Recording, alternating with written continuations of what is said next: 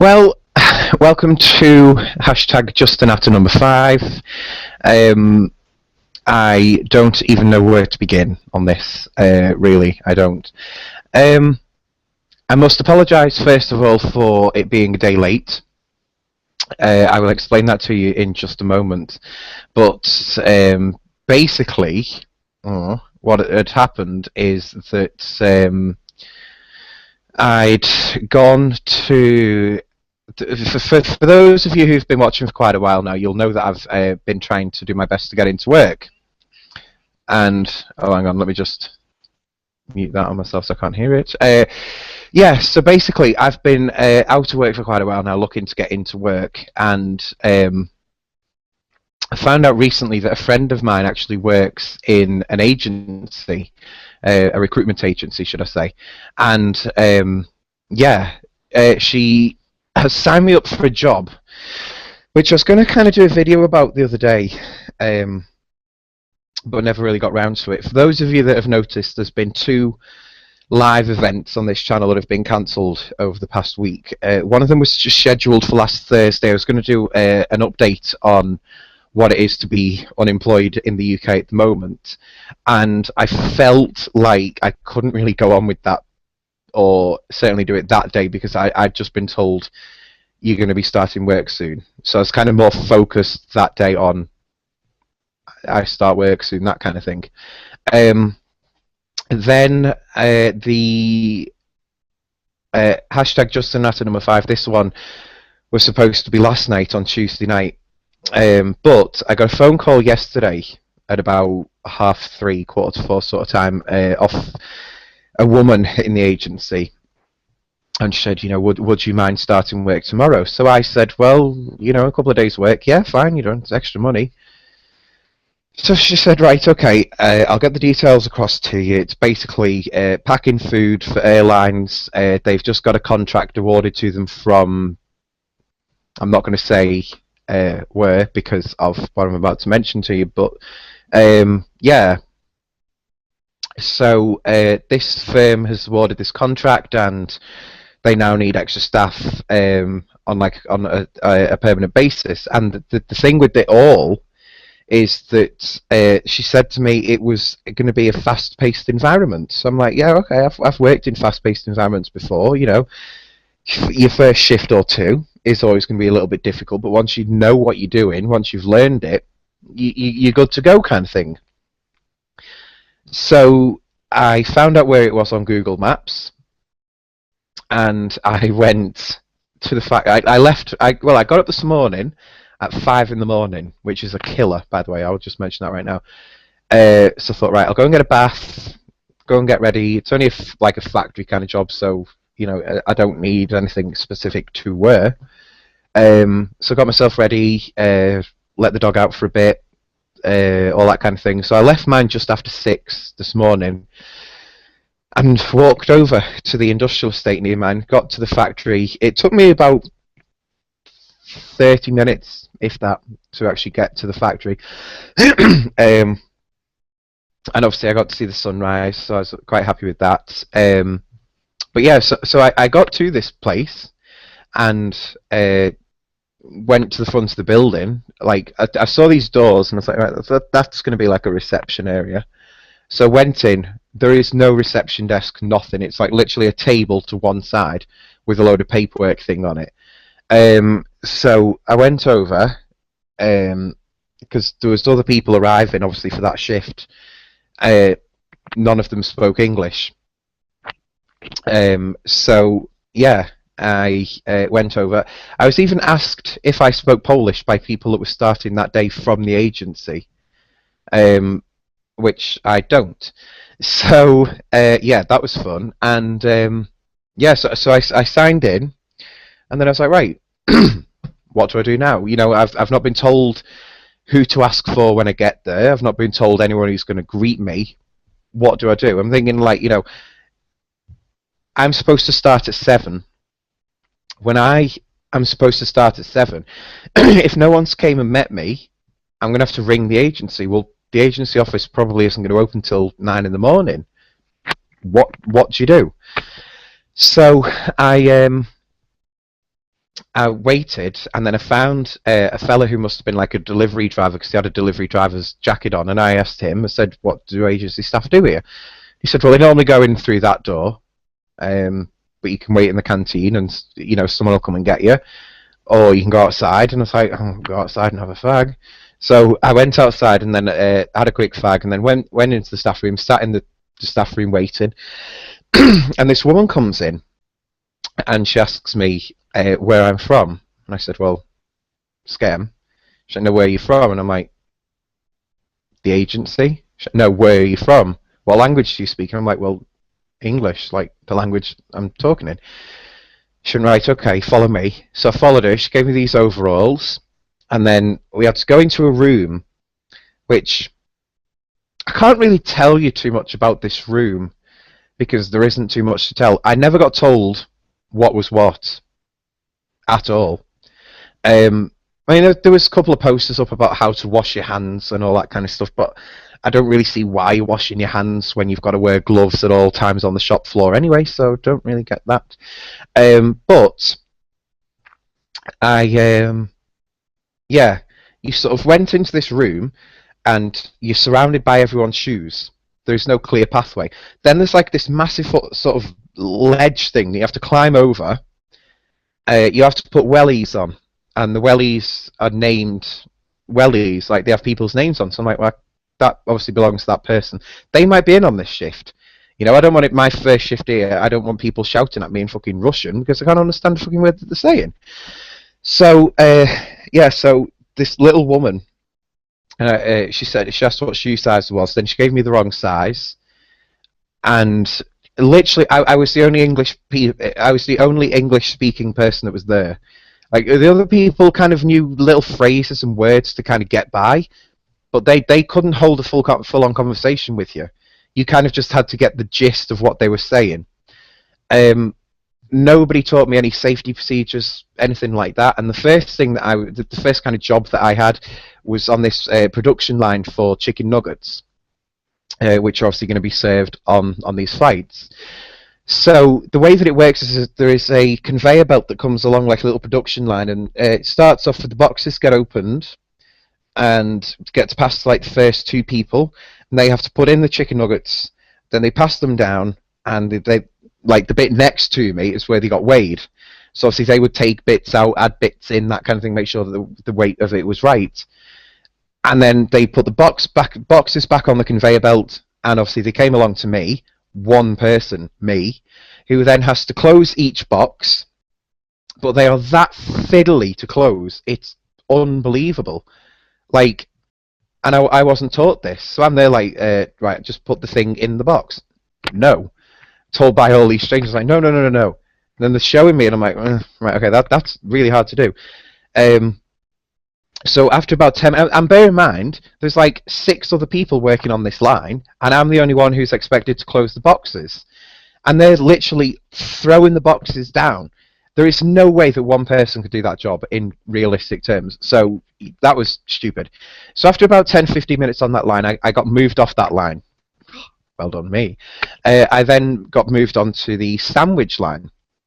The sandwich line works in quite a similar way, in that it's a conveyor belt line of people that basically the bread gets put on. One person puts on, like, I don't know, the coleslaw. Next person puts on a slab of meat. Next person, blah, blah, blah, bread, and then it goes through a machine that it sort of arranges the bread to you know how bread is square by shape. Well, this machine would sort of take the square of bread, turn it so it's sort of like a diamond sort of shape, and then cut it through the middle. So it would then come out to where I was. Now, bear in mind, this where it comes out is sort of next to me. I've then got to get the 2 pieces of the sandwich, push them up together, and push them down a table. Now, you're probably thinking that's not too hard. But bear in mind, this table is right in front of me and the machine is right next to me. So I'm already at a thing of, well, which way do I face? I've then, because I'm 6'1", I've got to bend down to this conveyor belt. Again, I'm not told where the emergency stops are, and I'm right next to a machine that could literally cut my fingers off.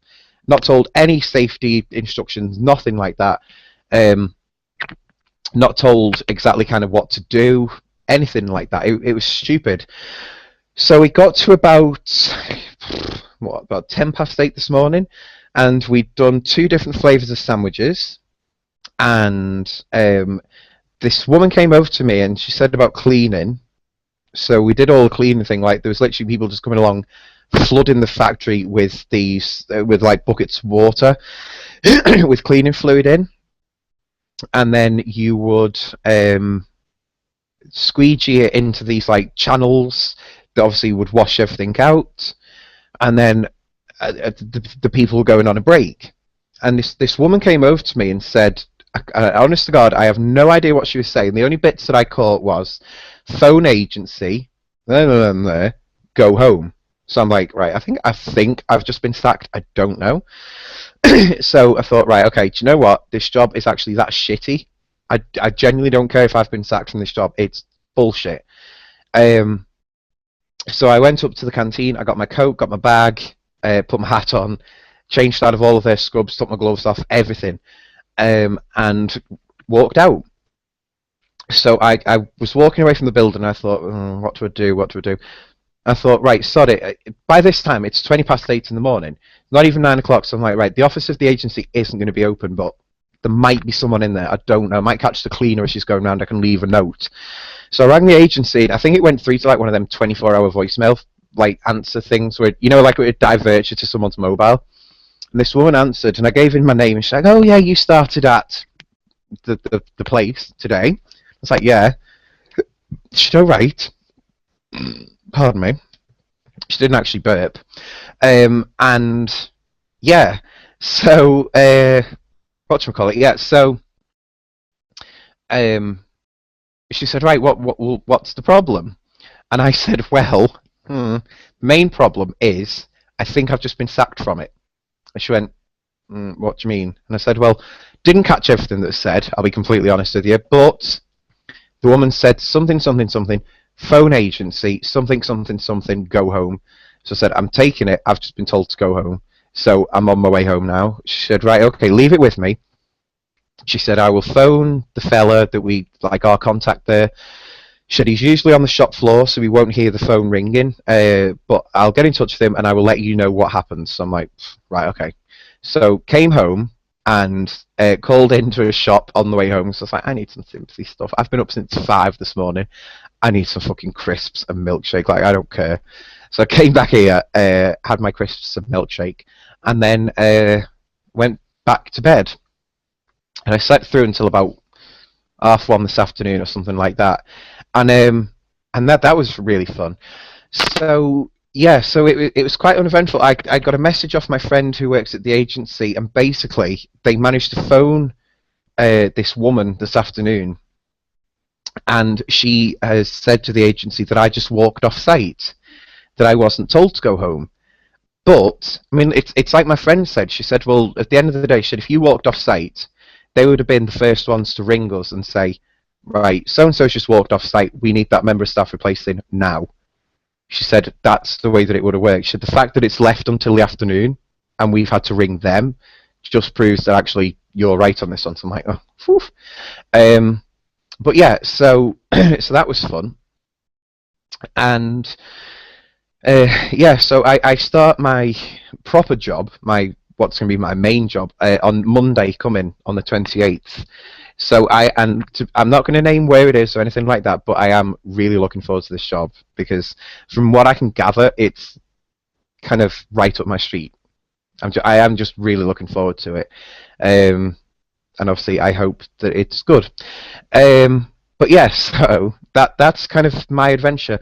But obviously, with having to get up at 5 in the morning today, it kind of got to last night, and I thought there is no way that on this earth that I can stay up till like 9, 10 o'clock doing Just A Natter, then waiting for the video to get processed and go onto my YouTube account, then go to bed and be up at 5 in the morning and not be fucking grumpy to the world. So I'm gonna have to get to bed.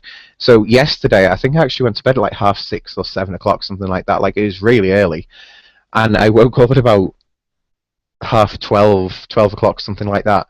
And I was like, right, I'm not gonna get back to sleep anytime soon. So I went and made some soup and toast. So that was fun. But on to Just a Natter itself. The past couple of days have been, well, over Easter, should I say, has actually been a really busy time for me, which I wasn't expecting at all. My mother is selling her house, so the fella is actually coming out tomorrow to come and take all photographs, that like goes in the newspaper and goes online and all that kind of stuff. So she wants the house looking picture perfect kind of thing. So I was over there yesterday cleaning, and we got to go to my favourite milkshake bar, In for the Win. And what else have we done?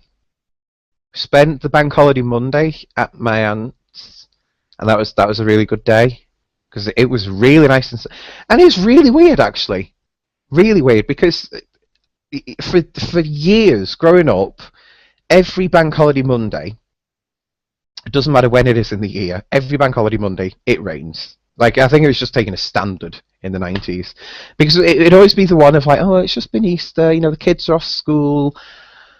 My mum would go and get my nana, and we'd go off to the Lake District for the day. Go and drive around, have a little picnic on the side, a little barbecue. The little throwaway ones, all that kind of stuff, and it was really good.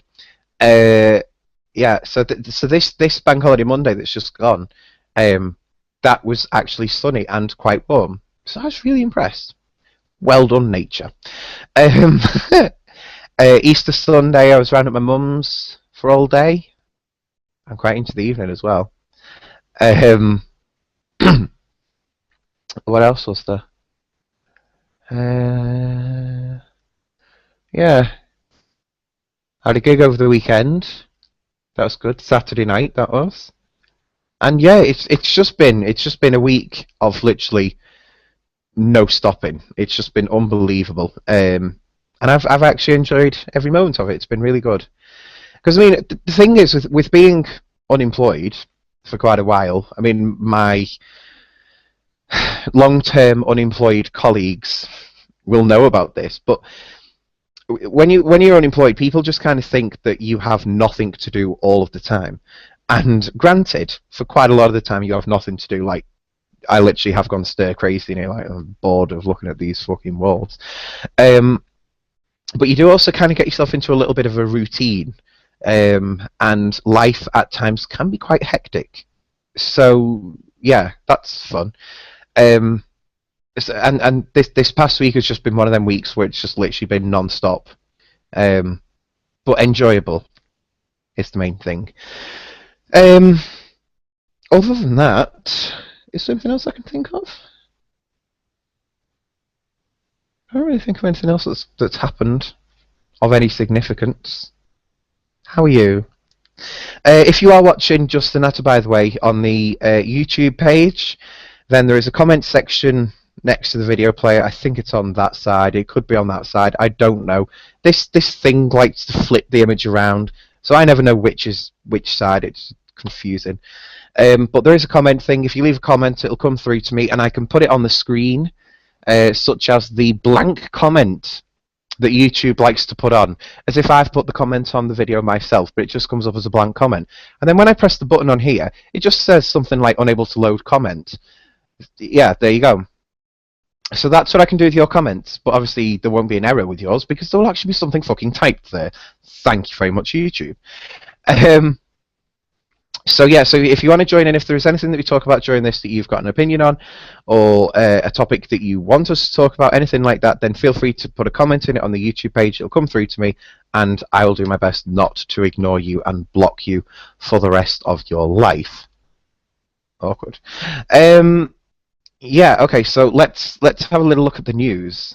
Now bear in mind, with most kind of episodes of Just A Natter, I normally have it kind of prepared a little bit as to what I'm actually going to say or what I'm going to do, that kind of thing. And this week I haven't. It's literally been, I didn't do one last night. My friends have just gone home. I will do one now. So I'm literally going through the news page of what's in the news and trying to find out some good news to talk about. There is something that's actually, well, it's doing quite well in the news at the moment, and it actually got shared on my Facebook yesterday. And don't get me wrong, it was, it's a good thing, but I'm bored to fuck of just crap like this. There's a teenager in the UK. I can't remember where he lives, and he is basically just dying of cancer. I don't think there's any two ways of putting it. The cancer is unfortunately winning on this one, and it looks like it's going to take him. He had one of them Just Giving pages, where you can raise money through the website if you do things and all that kind of stuff. He had one of them pages going, and his target was to reach £10,000 for this cancer charity, and it's now reached over £1 million, because the details of it have been picked up by celebrities, and obviously they've retweeted, messaged things about it, all that kind of stuff. And this is the thing that just really, really, really bugs me, because I'm sat here and I'm thinking, okay, if he wasn't dying of cancer, would he have raised that money? No, he wouldn't. I'm sorry. He probably at most would have got the £10,000, and it would have been like, oh yeah, he's done well raising the £10,000. This is something I don't get about society, and I think it's quite sickening the way that we are these days. But why is it that people are worth more either dying or dead than they are alive? Classic example: a couple of years ago, a woman doing the London Marathon, I think it was, died partway through doing the London Marathon. Her body literally just gave up. She keeled over, gone. After it kind of got round about her death, her Just Giving page, or whatever it was, the sponsorship page, went almost viral, and there was literally millions raised for her. Michael Jackson. How many number ones has he had since he's been dead? How many more albums do they want to bring out under Michael Jackson's name? They did like the thing with all the collaborations and everything like that, and it's like, well, hang on, the man's dead. Let's leave him to die.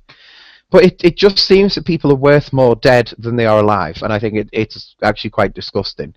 Now, don't get me wrong, I'm not criticising the fact that yes, this money is going to go to charity, and that is always a good thing. But I kind of think if we're going to give that money, we should give that money also to people who are alive, because obviously we've got that money to give. Yet for some reason there's something in the back of our brain that goes, oh, that person's dying. Is tenner. If he was doing fine, if he didn't have cancer, he was just genuinely raising money for that charity, why wouldn't he get that £10 off you? I don't know why it's like that, but seriously, that is quite fucked up a little bit. So yeah, that is a news story that's doing the rounds at the moment. And like I said, don't get me wrong, it's good that the money's going to charity. I just don't see why he's getting more sponsorship because he's dying. I don't see why that is. Why wouldn't he get the same level of sponsorship if he wasn't dying of cancer? Just don't get it. I should probably mention to you at the moment that I am surrounded by Pizza Hut boxes. Pizza Hut have recently started delivering to this area, and I kind of got an order in before. There was two of my other friends that were here. Ian, who some of you may know from the Bev and Ian videos, and our friend Stevie. And I said, "Oh, I'll do as a Pizza Hut order." £40 later, and we had 2 pizzas delivered. So that's fun. Let me get this right: 2 pizzas, 2 side orders, 2 bottles of Pepsi Max, and 3 desserts. Yeah, £39.47 or something like that. Fucked. But I am quite full now. And between the 3 of us, there is only 2 slices of pizza left. That is it. All the side orders, all the desserts, everything else gone. We're just so fat. Where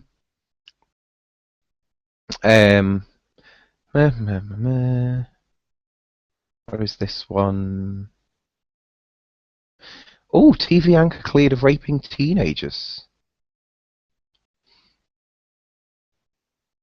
A young television actor has been cleared of raping a 14-year-old boy. Is this the one I'm thinking of?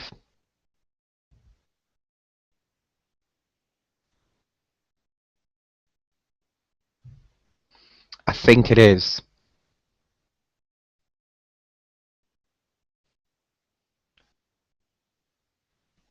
Uh, yeah,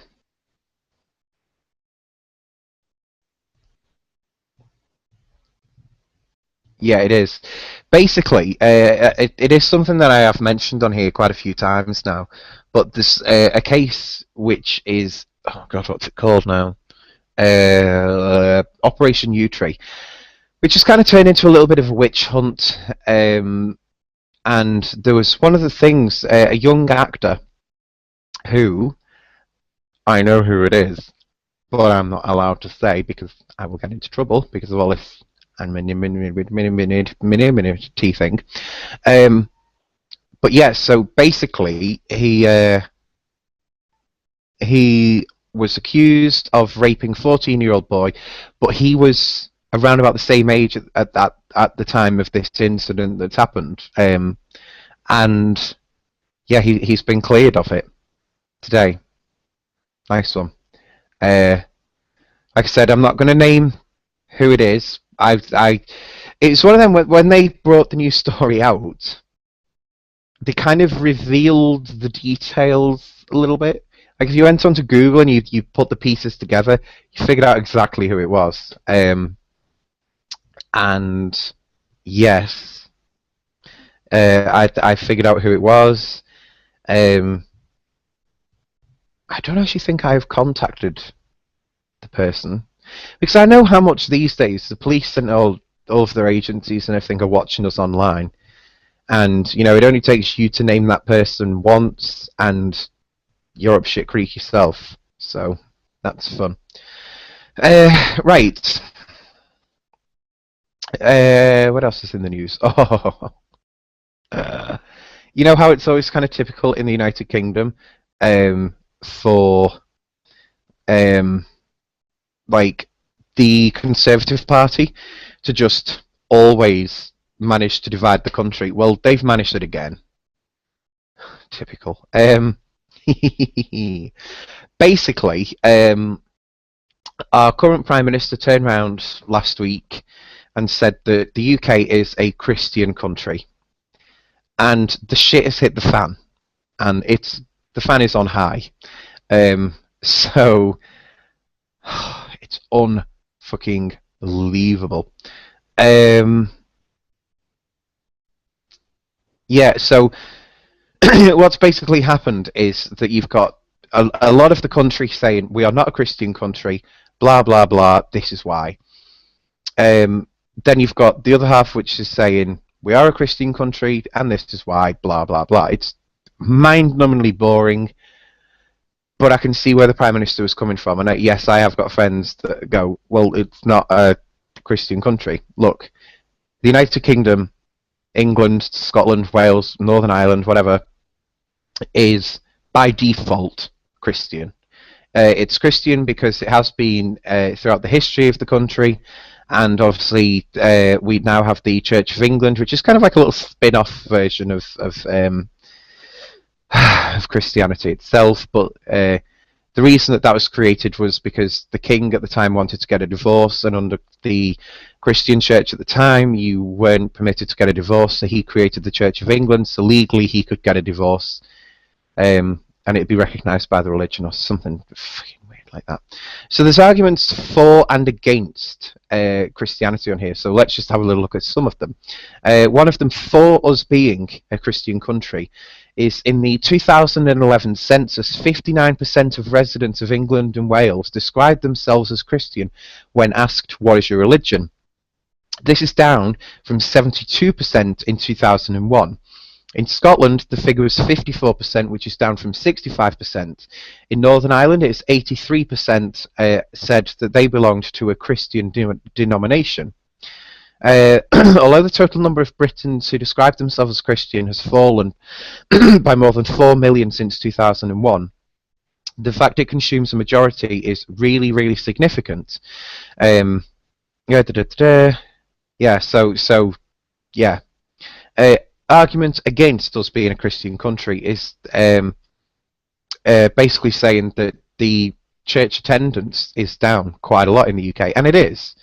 I think it's kind of safe to say all churches within the UK have noticed not as many people go anymore.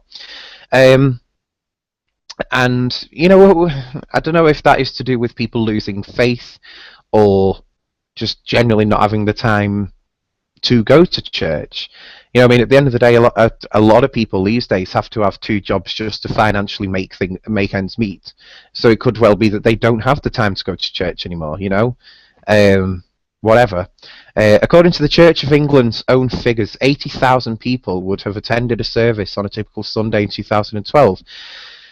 This is approximately half the number that would have attended in 1968. Um, an argument for us being a Christian country is that the England has an established church. Its bishops sit in the House of Lords. The Queen is both head of state and also Supreme Governor of the Church of England. One of the monarch's titles is Defender of the Faith. So there you go. Against is the laws according to abortion, same-sex marriage, the teaching of homosexuality, adoption, and other issues have changed in spite of vocal opposition from religious groups. This apparently is evidence that the church is basically no longer what it once was. Which is, it's kind of true, but I think if you look at the Pope, for example, these days, the Pope is really, really mixing things up with that religion. Like, he's bringing it so much more kind of up to date now with what he's saying, the church's stance on certain things. Like, the previous two popes that I've kind of been sort of old enough to know kind of what they're doing have both condemned homosexuality. This one's come in and actually hasn't. So he's a little bit more like Jesus than he thought. Yeah, basically there is loads of different reasons, but one of them against us being a Christian country is non-Christian influences. In the letter to the Daily Telegraph, pro-secularist public figures argued that Britain has been shaped for the better by many pre-Christians, non-Christian and post-Christian forces. Don't know what that means. Basically saying other religions have come in and they are sort of now taking the place of Christianity in the United Kingdom. I don't think that they are. What we have in the United Kingdom is what we call a multicultural society. It basically means that you can worship whatever God you want, you can have whatever sexuality you want, whatever it is, we won't discriminate against you. We will allow you in any sort of culture to live in this country. But I think what that actually forgets is that this is still a country. We still have, I mean, okay, I know it's hard to find them these days, but we do still have certain morals and values and a way of life, if you want to call it that. And part of that is that we are a Christian country. Now, fair enough, it's not an exclusive Christian country. It's certainly not like it used to be or anything like that, but it is still a Christian country. The same way that Christianity in Egypt is quite popular, but a lot of people would class Egypt as a Muslim country, mainly because it's towards the east, but whatever. But yeah, so there we go. Yeah, it's just been one of them things. Like, it was a kind of a little remark that so many people seem to have got upset about, and it's like, really, just like, really, girl, really. Don't even know. Really don't know.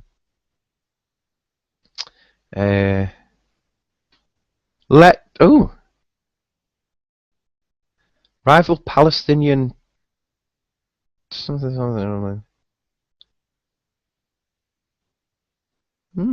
That could be fun. Sorry, I'm just still having a look. Oh, mobile banking. That's always fun. What's this idea that they've had now? Banking is to get seriously mobile in the United Kingdom. For the UK's urban dwelling, short of time majority, mobile banking is something that usually comes in the shape of a smartphone app. But since the coffers, ever since cofters on the Isle of Lewis first encountered it in 1946, mobile banking has had another manifestation in the form of a bank on wheels.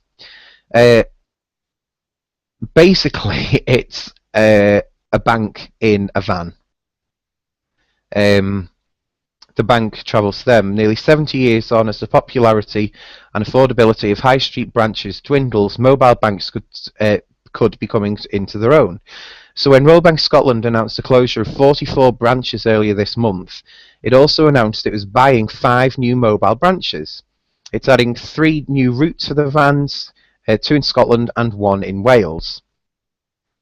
Its rival, Bank of Scotland, not Royal, is also updating its fleet with 2 new vehicles. So do mobile banks provide additional level of customer service, or are they just the excuse that banks need to close further branches? Or, is it just being used as an excuse? Look, don't get me wrong, I'm not too sure kind of what services they can offer in a sort of mobile branch thing that's on actual wheels. But I suppose to your little granny who kind of lives out in the middle of nowhere in a little really remote village who needs to, deposit money or anything like that, this could be really handy for someone like that. So yeah, there we go. I mean, there was a post that I had to put on Facebook the other week because I had money. I was trying to think then if it's a check. No, it was definitely money to put into my bank account. And I had the money on a Sunday, and I was thinking, well, why aren't banks open on a Sunday? There is no kind of valid reason as to why they're not actually open. But the only way that I can actually describe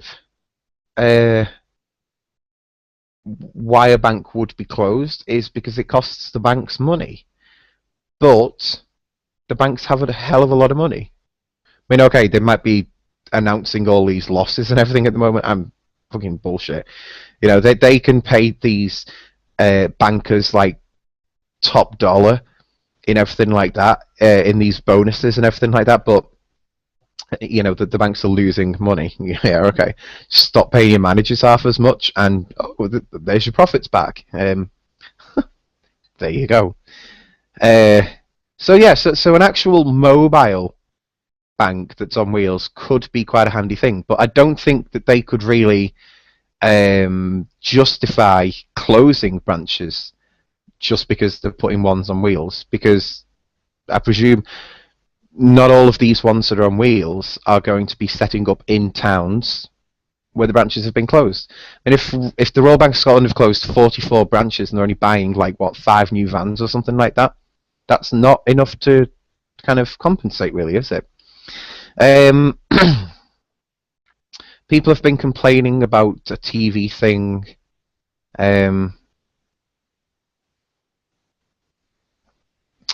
The number of viewer complaints over the audibility of BBC One drama Jamaica Inn has escalated, with the second episode seeing a decline in ratings because the BBC's full of shit.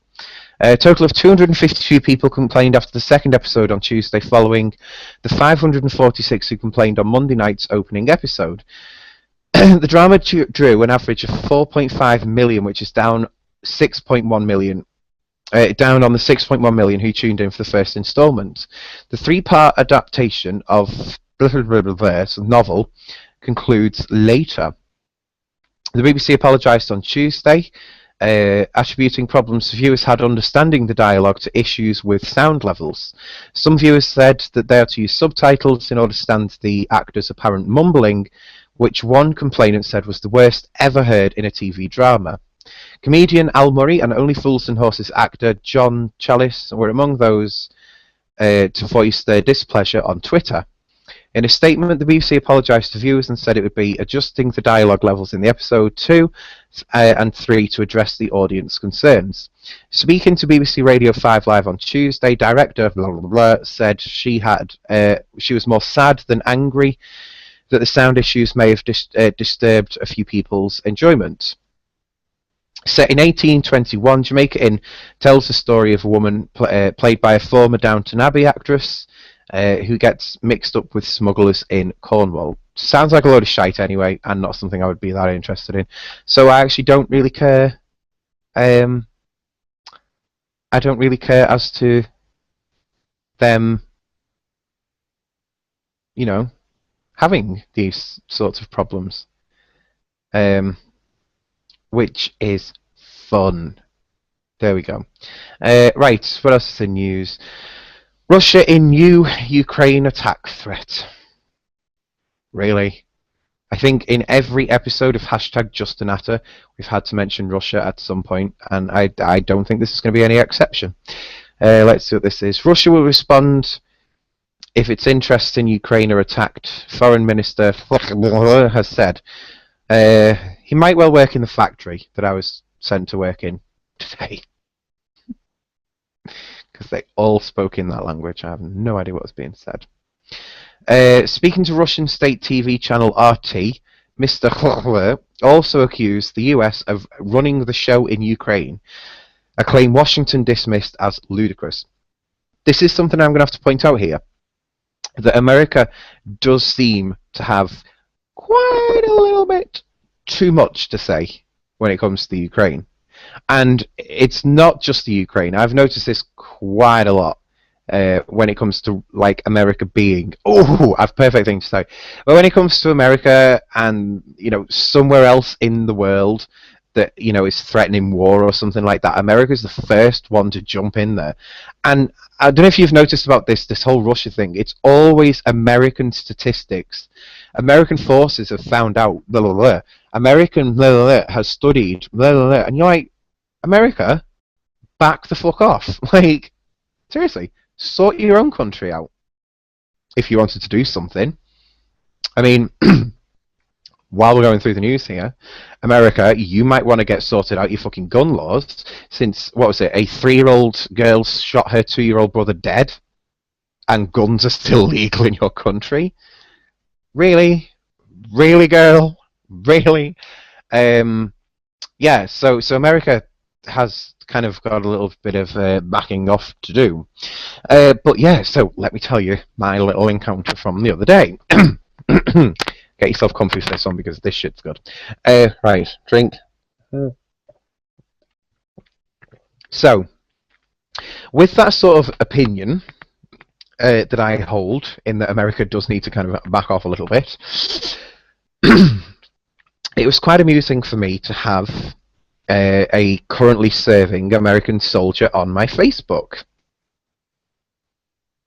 who, I would look at his posts and, he would literally every day post a picture of himself in his uniform in one way or another. I think he had like Instagram or something like that because there would be different filters and like it'd be like the photo would be split in two, so it'd be like half of him normal and half of him as the soldier and all that kind of bullshit.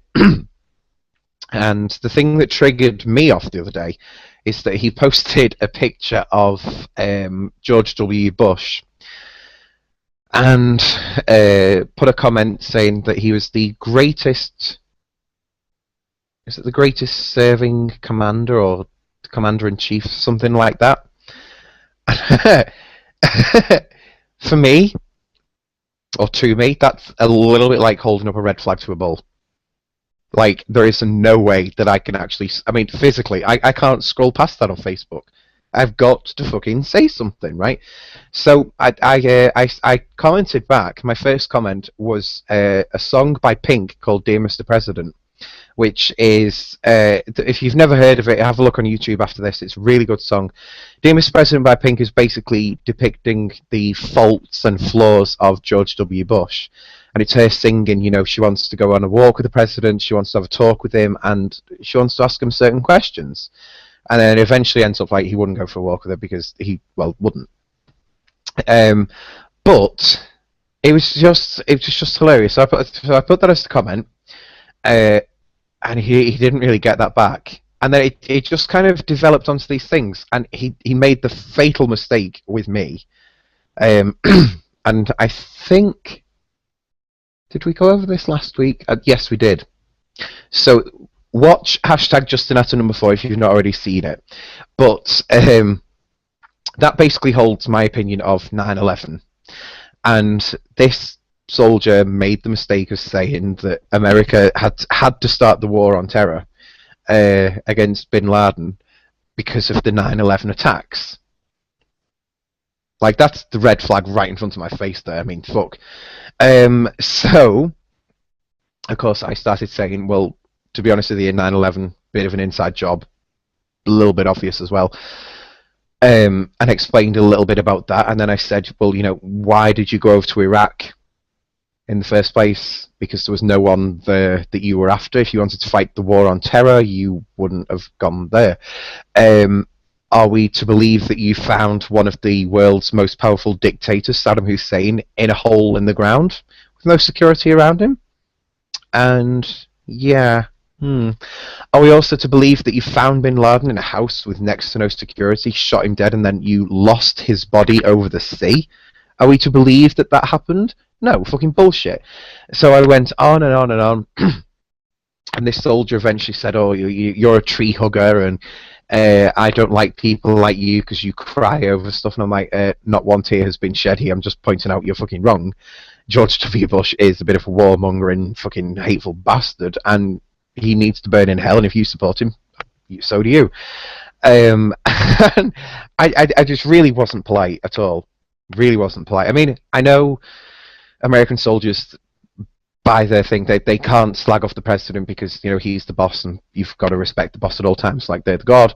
But I was just like, no, George should be no, just no. I'm sorry, please get dismissed from the army. You can slag him off. I don't care. Like, he's just a dick. Was a dick, is a dick, will be a dick, and I just really hate him. And that's just my opinion on him. So this whole thing just ended up where it was literally comment after comment after comment, and this soldier's going, oh, you're a tree hugger. I'm like, well, stop trying to change the topic. You're trying to say that George W. Bush is magnificent and everything like that for all that he's done, for the wars that he started, and your American soldiers and the UK soldiers are so great, but yet you've actually gone over and killed more people in the likes of Afghanistan and Iraq and all that fucking area that you've invaded. Yeah, you've killed more people there that were ever killed in 9/11. So how do you justify that? It's fucking ages, but eventually I was just like, I'm bored of this, so I took him off as a friend. And that's I made a little bit of drama on that, but that was quite an interesting half hour in my life. You can see how exciting my life gets. Right, sorry. Let me go. Let me now go back to Russia. In recent weeks, pro-Russian militants have seized administrative buildings in at least, a dozen towns in the and the regions. They've also installed their own officials, well, like cameras, in similar tactics to some of those to take over the Ukrainian region of Crimea earlier this year. The US has called on Moscow to ask pro-Russian gunmen to lay down their weapons and leave public buildings. It has also urged Russia to... fucking going on and on and on. Will this just fucking ever end? Like, seriously. It is getting to the point now where soon, I should think, the media is just going to grow bored of this shit and just be like, why? Why are we bothering with this? Like, nothing's happening. But yeah, I think the Ukraine's going to fight back sometime soon. They've got to. Right, let me just have a little look at this news story, because this one looks like it's kind of breaking news sort of thing. From 6:10 this evening. Great. New Malden deaths. Arrests after 3 children were found dead. A woman believed to be the mother of 3 children found dead in a southwest London home has been arrested on suspicion of murder. Officers were called to a property at about 9:30 on Tuesday. A girl aged 4 and twin boys aged 3 were pronounced dead at the scene. It is understood that all 3 had a disability and were cared for by the 42-year-old mother. Blah, blah, blah. The children are believed to have been born with life-limiting genetic conditions. Lovely. Yeah. So the mother has been arrested about that. I don't know if it's if that's kind of just a procedure thing, though. Could well be, couldn't it? You know, just come down to the station with us and answer some questions. You know, that kind of thing. Maybe, I don't know. But yeah, that is it. Because again, I'm up early tomorrow, and yeah, I'm really tired. And I've now got to go and put all the bedding onto the bed. Kill me now. I best go and get on with it. So, for anyone who's wondering about the next Just A Natter, I presume it will be back on Tuesday night. I will put it on the schedule for then, so you can add it to your YouTube calendars or whatever it is that you're supposed to do with it. I don't really get what you do with it anyway. But yeah, so I will put it in the schedule for next week. Make sure that you give me a like on Facebook, which is facebook.com/VivalaBev, VIVALABEV. That'll take you to my page. Give it a like, and I will be posting all the details on there. And obviously, if it gets cancelled, then that will be the place to find out information. Or actually, follow me on Twitter as well, because them two pages are actually connected. So it's just @BevLive on Twitter. But yes, so that is it. So thank you all very much for watching. #Just A Natter number 5. Hope you've enjoyed it. Sorry it is late. I'm completely knackered, and I will see you all next week at some point, probably on Tuesday, but I don't really know. See you later.